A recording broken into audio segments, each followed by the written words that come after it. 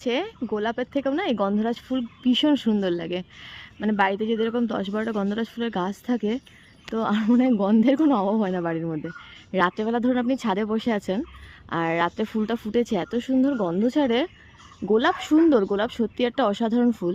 কিন্তু এই যে ছোট ছোট ফুল যেগুলো বেলি, জুঁই, তারপর ডালিয়া, দোপাটি বা বিভিন্ন রকম জবার ফুল, এগুলোকে না আমরা একদমই খেয়ালই করি না। মানে এরা যেন থাকলেও হয় আমাদের জীবনে, না থাকলেও হয়।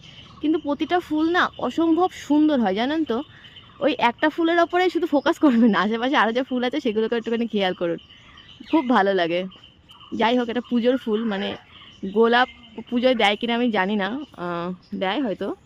বাট এই ফুলগুলোকে তৈরি করা হয়েছিল পুজোয় দেওয়ার জন্য। যে সব ফুল বলে না পুজোয় ঠাকুরের পায়ে যায় না, সব ফুলের জায়গা ঠাকুরের স্থানে হয় না।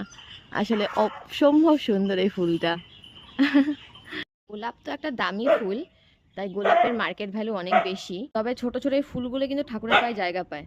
ওই মানুষও না অনেকটা এরকম, জানেন তো, যে আপনি যতই দামি হন না কেন, যাই হন না কেন, সব সময় যে সঠিক স্থানে থাকবেন, সঠিক মূল্য পাবেন সেরকম না। আপনি সাধারণ হতে পারেন, কিন্তু হয়তো কারোর কাছে অসাধারণ হয়েই থেকে গেলেন। কেউ আপনাকে সেরকমই দাম দিল যেরকমটা আপনি তাকে দিচ্ছেন। সকালবেলায় ফুল তোলার মজাই আলাদা।